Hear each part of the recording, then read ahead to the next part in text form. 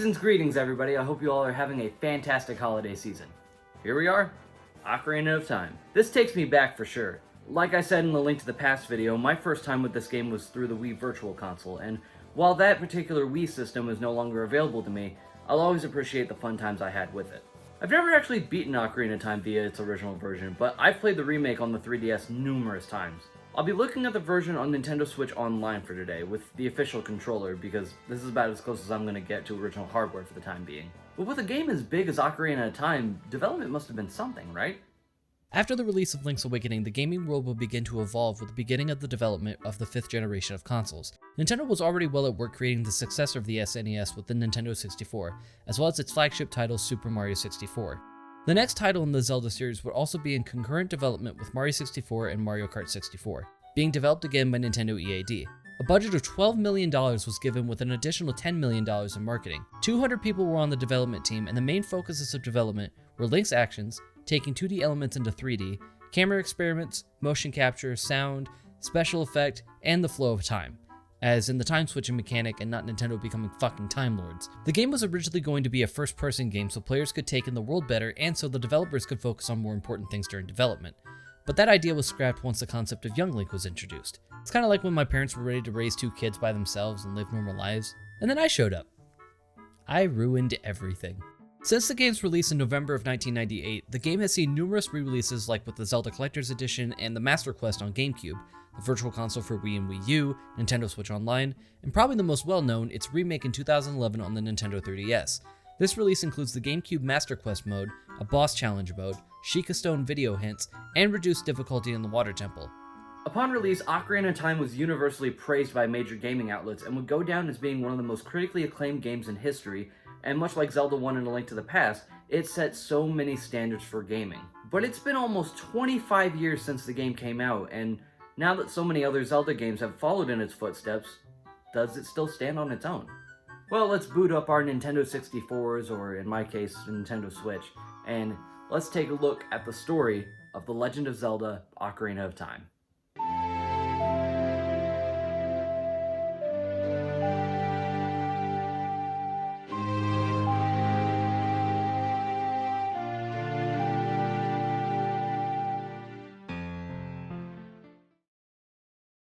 Ocarina of Time takes place long before the events of A Link to the Past. Deep within the kingdom of Hyrule lies Kokiri Forest, home of the children's species, the Kokiri. The guardian of the forest, the Great Deku Tree, senses that evil will soon consume the kingdom and sends Navi the fairy to bring him the boy whose destiny is tied to Hyrule. Navi goes to give this version of Link a good old wake-up call, and after grabbing a sword and shield because Mido is a little fuck nugget, the Great Deku Tree requests that Link venture within him to remove the curse placed upon him. Link's efforts are all for naught, unfortunately, but before he passes, he bestows some information upon the young hero. The Deku Tree then goes into explaining that the 3 golden goddesses, Din, Nehru, and Furore, created the kingdom of Hyrule, and upon departure from this world, they left behind the Triforce within the Sacred Realm, which is just the new name for the Golden Land from A Link to the Past. A man by the name of Ganondorf has placed the curse upon the Deku Tree, and after pleading with Link to not let the evil man near the Sacred Realm, he bestows the Kokiri Emerald upon the child and quietly passes on. And with an ocarina from his friend Saria in hand, Link sets out for Hyrule Castle to meet the Princess of Destiny. After sneaking into the courtyard, Link meets with the young Princess Zelda, who tells the hero that she's had strange dreams of a veil of darkness covering the kingdom, but in her dream, a boy with a fairy would come from the forest with the Kokiri Emerald to break through the veil. And how convenient it is that we are a boy from the forest with a fairy that also has the Kokiri Emerald. Zelda tells Link that the entrance to the Sacred Realm is located behind the Door of Time in the Temple of Time and can only be opened with the 3 spiritual stones and the Ocarina of Time. I wonder if time is somehow going to be involved. Zelda also shows Link that Ganondorf, the very same who poisoned the Deku Tree, has sworn loyalty to the King of Hyrule, but Zelda believes he has foul intentions. Zelda asks Link to venture off into Hyrule to locate the other spiritual stones before Ganondorf can, and after learning Zelda's lullaby from her bodyguard Impa, Link sets out for Death Mountain, home of the Gorons, and Zora's Domain, home of the Zoras. With all 3 spiritual stones in hand, Link returns to Hyrule Castletown, but comes across Zelda and Impa escaping on horseback. In desperation, Zelda throws Link the Ocarina of Time before running off to parts unknown, with Ganondorf hot on their trail. Upon picking up the Ocarina of Time, Zelda somehow teaches Link the Song of Time, and he heads to the temple to open the door where him and Navi discover the Master Sword, the Blade of Evil's Bane. However, upon pulling out the sword, Ganondorf reveals that he's been following Link the entire time.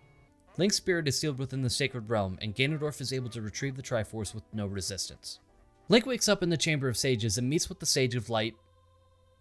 Okay, how do you pronounce this name? Is it Raru? Raru? Either way you say it, it sounds like something you'd hear Tim Allen mutter under his breath. Hello, my name is... Anyway, the ancient sage tells Link that only a hero worthy of the title of the Hero of Time could pull the Master Sword, but because Link wasn't old enough to wield it, his spirit was sealed in the Sacred Realm for 7 years. Huh. I wonder if that actually works.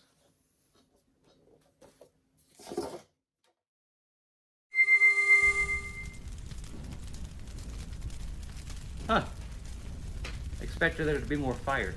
Since Ganondorf was able to walk in and grab the Triforce, he has since used its power to become the King of Evil, and transformed Hyrule into a desolate wasteland. More accurately, he transformed Hyrule Castle Town into a desolate wasteland. Aside from maybe 1 or 2 other locations, the rest of Hyrule is perfectly fine. King of Evil my ass. Rauru bestows upon Link the Medallion of Light and asks Link to travel across the kingdom to awaken the rest of the sages in hopes that they can use their combined powers to defeat Ganondorf and save the kingdom. Link and Navi head out of the Sacred Realm and are greeted by a mysterious figure known as Sheik, who tells Link that the sages are trapped within dungeons all across Hyrule, with one in the Lost Woods, one inside Death Mountain, one under Lake Hylia, one behind the graveyard in Kakariko Village, and one in the Desert Colossus in the Gerudo Desert. Each region is suffering from some sort of problem placed upon it by Ganondorf himself. The forest is overrun with monsters because of the Deku Tree's passing, the Gorons are going to be fed to the dragon Volvagia, Zora's domain has been frozen over completely, an ancient spirit is trying to escape from its prison under the well in Kakariko Village, and Ganondorf's surrogate mothers are trying to cause trouble within their hideout in the desert. While each region is suffering from their own issues, going to each dungeon is very similar to one another. You reach the entrance of the dungeon, Sheik teaches you a teleportation song, and then you enter the dungeon to defeat the boss inside. The story doesn't really go anywhere until you save all the sages and return to the Temple of Time. Upon his return, Sheik tells Link that when Ganondorf acquired the Triforce 7 years ago, he only received one section of it, being the Triforce of Power.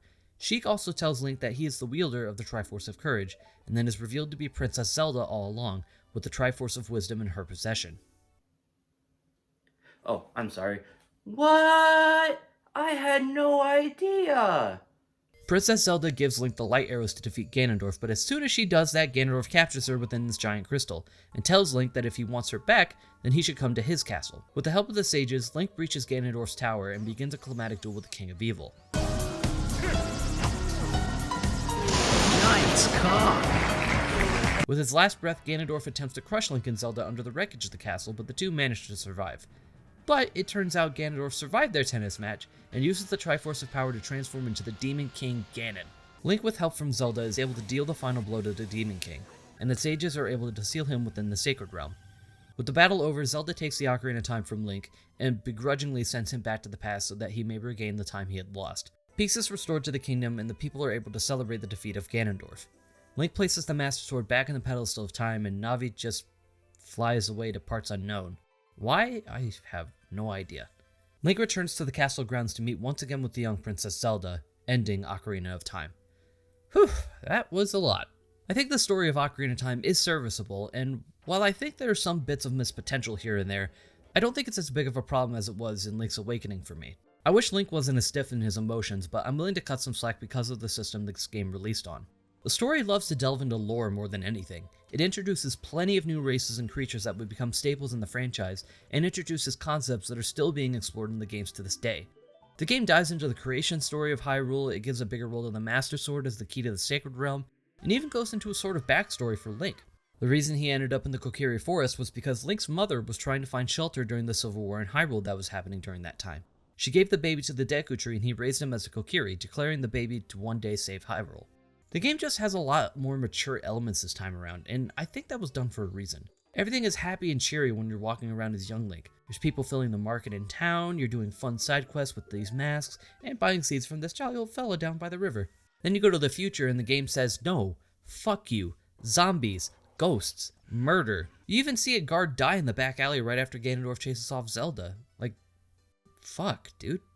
I do like some of the characters you meet during your quests, with my favorite probably being Darunia, if only for the funny dance he does when you meet him. I also find the relationship that Link has with Princess Ruto humorous. In the past, she gives Link the Zora Sapphire, which in their culture was used essentially like engagement rings, and when you meet her in the Water Temple 7 years later, she still sees Link as the man she is to marry. Oh, you poor naive fish lady, you. I don't hate any characters in the story. Fuck you, Kaepora Gaebora. This asshat owl will constantly show up to interrupt you as you explore the kingdom, and he's meant to give you hints on what you're doing or where you're supposed to go next. And while that's nice for the first time player, it's extremely annoying on your 7th playthrough. You can't skip any of his dialogue, and sometimes the game will default the option that will make him repeat his banter. Douchebag. I do think the most disappointing character in the story was Sheik. Her only role in the game is to be the exposition master and teach Link the songs on his ocarina. Other than that, she really doesn't do anything. There's an encounter that Sheik and Link have with Bongo Bongo in Kakariko Village, and the only thing Sheik contributes to the situation is being thrown around like a Gmod ragdoll. Then she teaches Link the Ocarina of Time and royally pisses off. And if you're wondering why I didn't heavily react to Sheik being Zelda in disguise, remember I said I played Melee years before I first played Ocarina of Time, and Ocarina of Time is almost 25 years old. Ganondorf is one of my favorite villains in the series, but this isn't the game that made me like him as much as I do. He's the bad guy that the story needs, and he really doesn't present much of a reason for wanting to conquer Hyrule aside from just being an asshole. At least not yet. The general structure is there, but I still think there's some things that could have been fleshed out better for a truly great narrative. It's not just the story that's more mature this time around, like I mentioned earlier. I'd also describe Ocarina of Time's gameplay as a more mature evolution of what was introduced in A Link to the Past. At its core, Ocarina of Time just takes the established formula from earlier games and puts it into 3D. Link can still do everything he could previously, including the spin attack, which, while it's not as mobile as it was previously, it can be upgraded with the magic meter to have more power and range. You could also do a spin of the control stick to do a quick spin attack, which I find myself using a lot. The biggest change that Ocarina of Time brings to the table is the new Z targeting system. You can press the Z button to have Navi lock onto something, and until you hit the button again or get far away enough from it, Link will be locked onto that specific entity. In combat, this is extremely helpful. It's sort of like how beneficial it was having the homing attack in Sonic Adventure. When holding down Z or when you're locked onto an enemy or object, Link can strafe back and forth, side hop, backflip, and when Link has the sword out, you can slash horizontally and vertically, you can stab like in Zelda 1, and you can perform a jump slash, which can be inaccurate sometimes, but it packs a lot of power, especially with a giant stick. Link's inventory is back to the size where it was in Link to the Past and then some. There are plenty of items you can use only as young or adult Link, but some can be used in both time periods. Potions and fairies can still be put in bottles, and bottles themselves are ironically my favorite items in the game, because you can do stupid shit like this. It's like I got a bottle of milk, but more importantly, I got a bottle. Bottles can now also be used to hold bugs, fire, and the spirits of the dead. Now you'll be with me forever, Grandpa. Most of Link's memorable kit has returned with some new additions.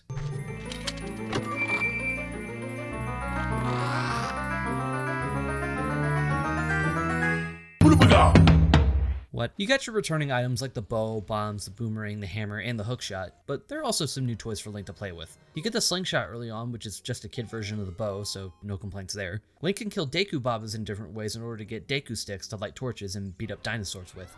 And the Deku nuts, which can be used to stun enemies and leave them wide open for a good old stabbing.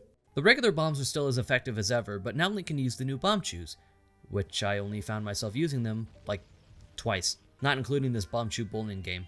Link also gets an upgrade for his hookshot via the longshot. I love using it to climb up walls and vines to get to new areas. Nip zip! Away! You also have 3 item slots this time around, so now you can use items like the bow and hookshot in quick succession, and then pop a red potion right afterwards, all without having to switch items. Going into the menu does take a bit compared to something like Link's Awakening, so it is a bit slower in that regard, but never did it feel repetitive or draining whenever I had to switch anything out. Link's magic meter is back after being mysteriously absent from Link's Awakening.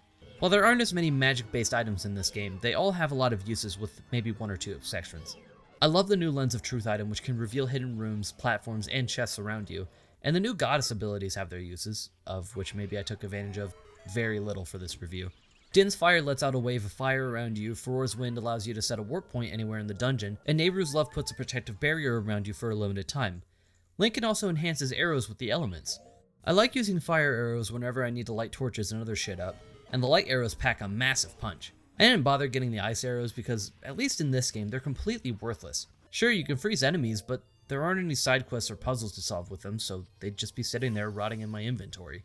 The World of Hyrule is, get this, now in 3D and bigger than before. Wow. Jokes aside, I do like Hyrule Field, but I just wish there was more to do in it. You can find Lon Lon Ranch and the Big Post scattered around, but other than that, there's really nothing to do aside from getting items like the returning heart pieces or one of the many gold Skulltula tokens scattered around the kingdom. The more of these you collect, the more rewards you'll get from this family in Kakariko Village. They're kind of like the seashells from Link's Awakening. I only collected around half of them because outside of the 2 wallet upgrades, the Stone of Agony thing, and a heart piece, I don't really find the end reward worth it.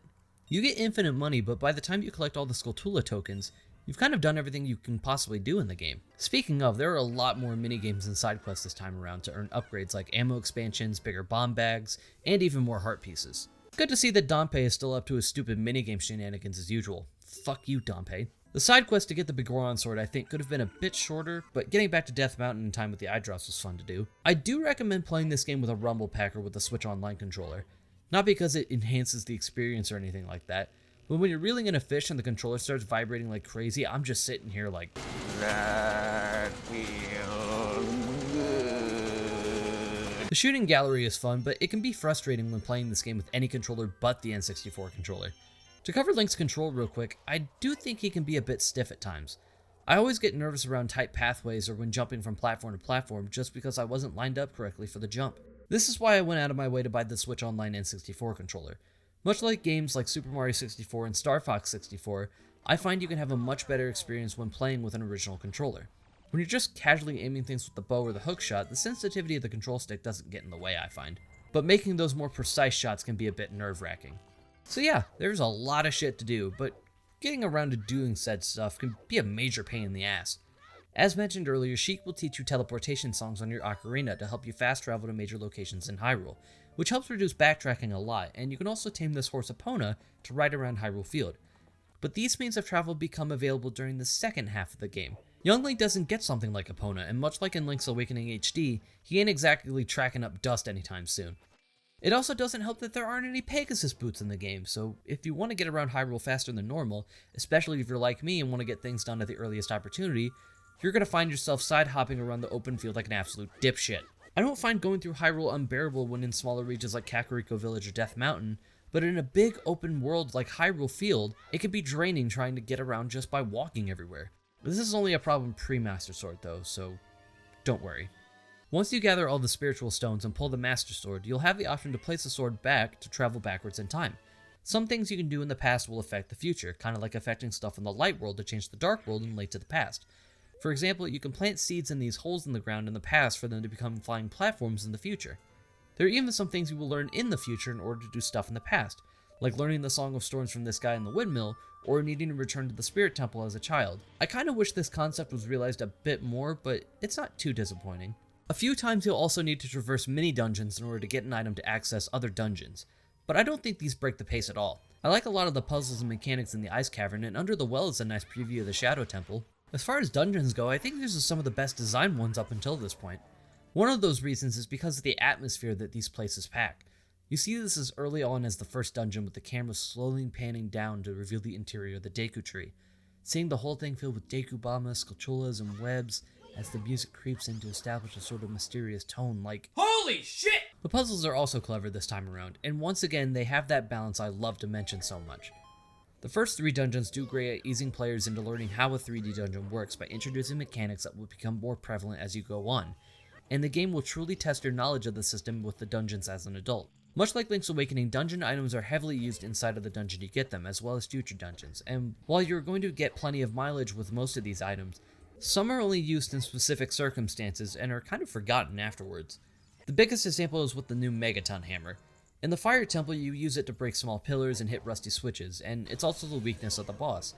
But once I got out of the temple, the only other time I used it was to break this boulder blocking the way to a fairy fountain. I don't find any temple in this game to be a slog, with the exception of the fucking water temple. This is where it starts, isn't it? I'll be blunt, this dungeon fucking blows. It's not just because you need to constantly raise and lower the water level, it's also because of needing to constantly go into the menu to equip and de-equip the iron boots, and the dick-headed enemy placement. Combat underwater is repetitive as shit, and the boss of this dungeon sucks. The only redeemable thing about this place is the mini-boss fight against Dark Link, but what is it with Dark Link being weak in the knees? If you were to ask me what I thought of the dungeon as a whole, I'd say it's the worst dungeon of the N64 titles by a long shot. Ha! The inside of the Deku Tree is a great intro dungeon and gets the player trained to look in every direction of a room to discover secrets and puzzles. Goma's a bitch though, especially with Deku sticks. I like how many winding hallways there are in Dodongo's cavern, but the fire keys are a pain in the ass, especially if you forget to switch out shields because your Deku shield can burn up when you take fire damage. King Dodongo looks menacing enough, but again, Deku sticks. I think the insides of Jabu Jabu is a nicely designed dungeon, but I'm not a fan of the aesthetic inside. Like, I get it, it's the inside of a fish. But can we have another color other than pink, please? Baronade is a great fight though, so good job with a 1 out of 3, guys. The Forest Temple is where the atmosphere really ramps up. I like how you're exploring this sort of mansion within a deep forest. The mini-boss fights against the Post Sisters was a bit repetitive, I will say. We also get our moment to shine with our bottle against Phantom Ganon. Bonk! The Fire Temple was fun, if maybe a little drawn out, and again, fuck the fire keys. Volvagia's fight went on a bit too long, but it was still fair and challenging. The Water Temple... The Shadow Temple is creepy as fuck. There's blood splatters, guillotines, spike traps, re-deads, and Gibdos everywhere in here. And I guess the walls are speaking to you when you're going throughout the dungeon? Shadow Temple. Here is gathered Hyrule's bloody history of greed and hatred. I'll have 2 number 9s. It is hard to take your boss seriously when its name is fucking Bongo Bongo. Like, come on. Jimmy is more of an intimidating name than Bongo Bongo. One of my favorite dungeons in the game is the Spirit Temple, since you have to do the first part of the dungeon as young Link, and the second part as adult Link. I wish we had more dungeons like this, but oh well. The first phase of Twin Rova is a bit of a pain, but I do like the storage mechanic they introduced here with the mirror shield. Please don't wink at me like that. Ganon's Tower was a nice final dungeon too. It takes you through miniature puzzles centered around different elements before you climb up to the tower in the middle, and hearing the organ that Ganondorf is playing getting louder and louder the more you climb before you hear it in its own glory. Oh, this atmosphere! While the dungeons are spectacular to this day, the graphics and presentation, well, a lot of it isn't the most graceful, especially compared to today's standards, but nothing in this game looks straight up awful to me. Models are constructed well enough, but I think more could have been done with the faces of some of these characters. Like, God, Link, you could at least pretend like you want to be here. The game's color palette is pleasing to look at, and never once did I think an environment looked dull of life, unless that was kind of the point. The music is a mixed bag for me. On one hand, there are a lot of great musical pieces that are bombastic or catchy, and I can easily remember them. On the other hand, there are just a lot of atmospheric pieces in here, and while I did praise the atmosphere earlier, I do think there are just a few too many pieces like that. I do get enjoyment out of the Forest Temple and Spirit Temple themes, though. Epona's Song, the Song of Storms, Kakariko Village, Hyrule Castle Town, Zora's Domain, Saria's Song, and Hyrule Field are also great lessons. I'd also recommend trying to find rearrangements of some of these tunes. They're worth listening to with real instruments. When playing through Ocarina of Time, it's hard not to see what it was that made the game receive all the praise it got so many years ago. It's a very well-crafted game that brought the Zelda series over into 3D perfectly through its world, dungeons, music, character, and atmosphere. If things like world traversal as young Link, some side quests, the Water Temple, and the story were better, I'd say that this would be a contender for my favorite game in the series. A great game? Absolutely. The best in the series? Hell no. Ocarina of Time laid the basis for 3D Zelda, but there are definitely games that take the formula and do it better. At the end of the day, however, I can absolutely recommend this to anyone who wants to start with 3D Zelda, or even with Zelda period. If you want to play the original version, I still recommend playing on original hardware with an original controller, or on Switch Online with the N64 controller. But the absolute best way to play the game, in my opinion, is via Ocarina of Time 3D on the 3DS. Control, graphics, and lots of other improvements have been made to this version. Doesn't fix the side hopping as young Link, but you can use this gyro feature on the 3DS to aim your weapons, and motion controls for aiming your bow is nice. I gotta tell you, it was nice going back to a game that I'm a little bit more familiar with personally, but next time we meet, we're gonna be taking a look at one of my personal favorite games of all time, so this pleasure train is just gonna keep on strolling. So I hope you guys have a fantastic Christmas or whatever else that you celebrate, whether that be Christmas, Hanukkah, Kwanzaa, whatever holiday you celebrate this time of year. I hope you guys have a fantastic one, and I hope you get to spend as much time with your family as you can, and I hope you get what you want and give what you want, and just remember what makes Christmas special this time around, or what makes fuck. Regardless though, I will see you guys in 2023 with The Legend of Zelda Majora's Mask, and from my family to yours, Merry Christmas, Happy Holidays, and Happy New Year. I'll see you guys later.